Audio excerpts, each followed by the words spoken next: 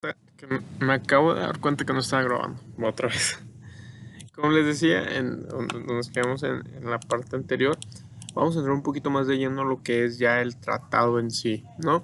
Este tratado fue suscrito el 29 de junio del 2000 entre los presidentes de México y los dirigentes de los países del Triángulo del Norte. Por parte de México, el jefe de Estado encargado de firmar el acuerdo fue Ernesto Ponce Cedillo. Ernesto Cedillo Ponce de León. Por parte de El Salvador fue Guillermo Flores Pérez.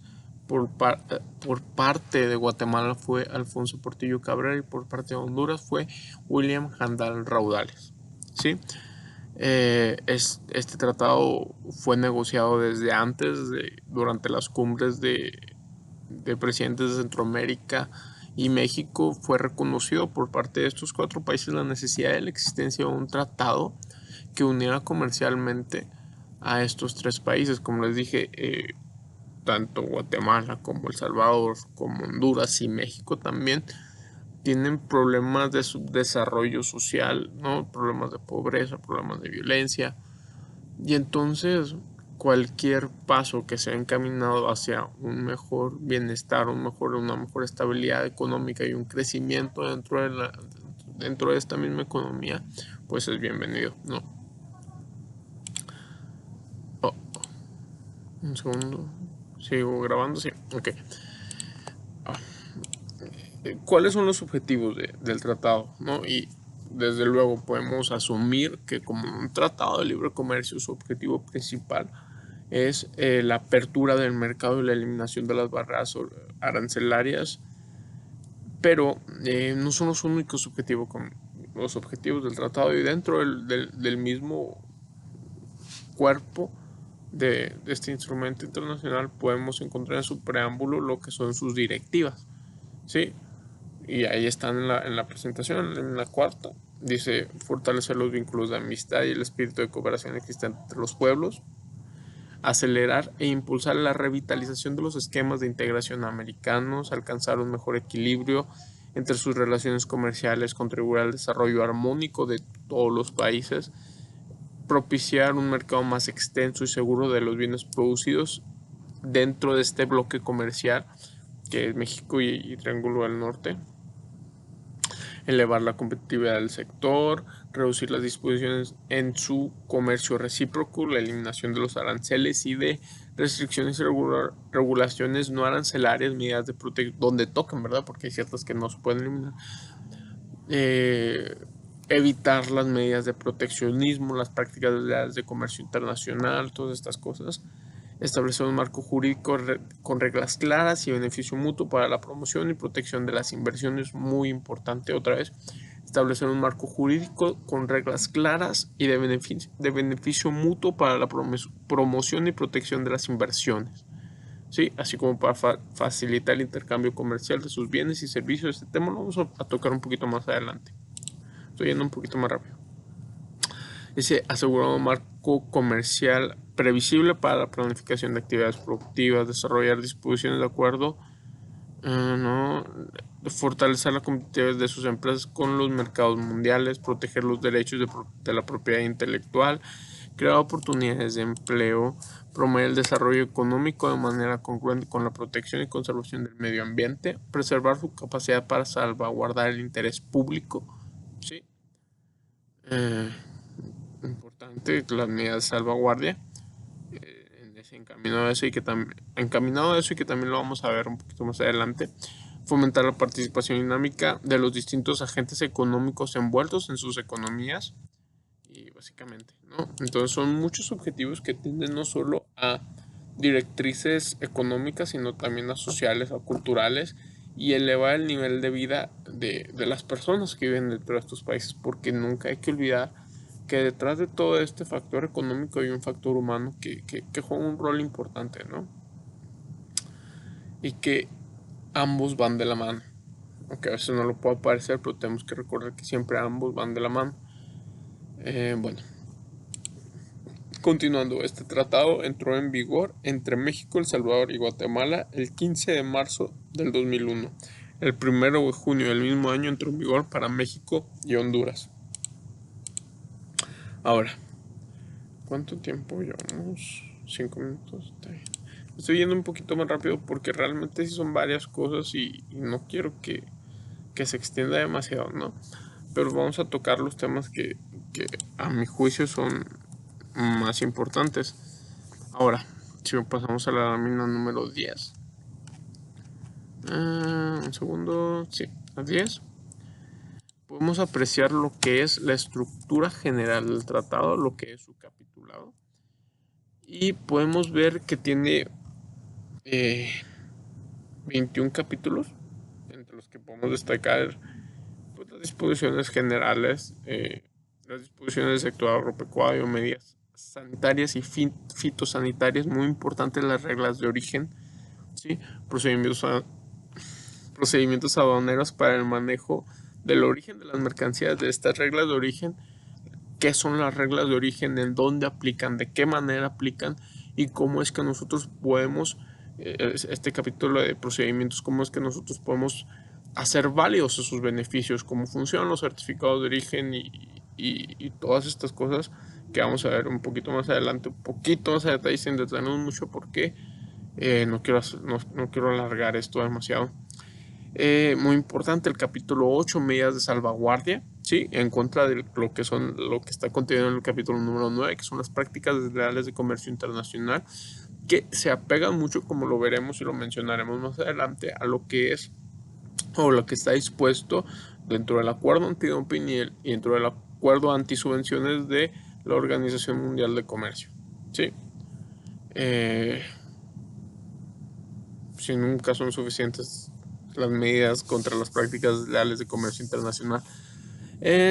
Comercio transfronterizo de servicios que que es una regulación a los servicios que se prestan entre ambos bloques, ¿no? Ya sea y que no debe confundirse con las compras de gobierno, ¿no?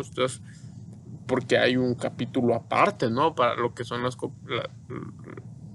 las licitaciones y las compras de gobierno, pero el comercio transfronterizo de servicios se refiere a el comercio no con bienes, valga la redundancia, sino con servicios. ¿Por qué? Porque si hay un concepto que a mi juicio es importante entender dentro de toda esta atmósfera de tratados de comercio y de liberación de barreras comerciales y todo esto, es que estos tratados no solo abren paso a las mercancías que se las mercancías con las que se hacen transacciones, ¿no? No solo abre paso a mercancías y a bienes, sino también a servicios, ¿no? También a personas, ¿no? Mediante el reconocimiento de aptitudes profesionales, de carreras, de licenciaturas, de ingenierías y de todo esto, a ver también el mercado de las personas para que puedan transitar dentro de un bloque comercial y que tengan sus credenciales, sus cédulas, sus capacidades y sus conocimientos reconocidos no solo en su país, sino en todo, ¿no? En todos los países, los socios comerciales que tenga México, ¿no? Entonces eso es importante. Un tratado de libre comercio no solo abre las barreras comerciales, administrativas, a productos y a mercancías tangibles, sino también a bienes intangibles, como lo son los servicios y como es la propiedad intelectual, por ejemplo, y las aptitudes profesionales de las personas, ¿no? Personas que van a hacer negocios a otros países, a países que son socios comerciales con México. Y en fin, estoy divagando un poquito en ese punto. Servicios financieros, telecomunicaciones, los demás capítulos. Entrada temporal de personas de negocios, como les comentaba, inversión, capítulo muy importante que vamos a tocar un poquito más adelante, qué es la inversión y qué es exactamente lo que protege el tratado, que pues tendríamos que analizarlo caso por caso, pero si nosotros vemos un capítulo de inversión aquí en el tratado que tiene México con el Triángulo del Norte y vemos un capítulo de inversión y luego nos vamos al Telecuem, que es con la Unión Europea, o nos vamos al Telecan, bueno, dejando de lado el Telecan, mejor eso no lo tocamos, pero si nosotros vamos al Telecuem luego y luego vemos un capítulo que habla sobre inversiones, realmente versan sobre lo mismo. tienen profundidad distinta, sí, pero versan más o menos sobre lo mismo. De todas maneras, cuando lleguemos a esa lámina lo tocaremos un poquito más a fondo. Pero sí, es un capítulo muy importante dentro del tratado, mediante los otros capítulos. Transparencia, administración del tratado, quién es quien administra el tratado, que es una comisión conformada por miembros de los 3 países, solución de controversias, importantísimo, excepciones, disposiciones finales, ¿no? Realmente aquí no vamos a tocar todos, solo vamos a tocar los que, a mi juicio y por instrucciones de la maestra, son los que hemos de tenernos un poquito más, que son más importantes, que pueden ser de más interés para nosotros, como son las reglas de origen, como lo son las prácticas desleales de comercio internacional, como es el capítulo de inversión y como es el capítulo, al menos para mí, de solución de controversias. Bueno, continuando. Continuando, porque se hace tarde, tengo que subir esto. El capítulo primero, disposiciones generales, lo que podemos resaltar de este es que, de nuevo, reitera el objetivo principal del tratado, que es el establecimiento de una zona de libre comercio. Toca un tema interesante, que es el ámbito de aplicación del tratado, y nos dice que este tratado aplica entre México y los países del Triángulo del Norte, pero no es válido o no aplica, ¿sí?, entre los países del Triángulo del Norte, ¿sí? Es decir, este tratado aplica entre México y Honduras, aplica entre México y El Salvador, aplica entre México y Guatemala, pero no aplica entre Guatemala y El Salvador, no aplica entre Guatemala y Honduras, no aplica entre Honduras y El Salvador, ¿ok? Solo aplica entre los 2 bloques comerciales, que serían entre las 2 partes, que sería por un lado México y por el otro lado el Triángulo del Norte, que son esos 3 países, pero no aplica entre ellos. Ok. Eso con respecto al primer capítulo.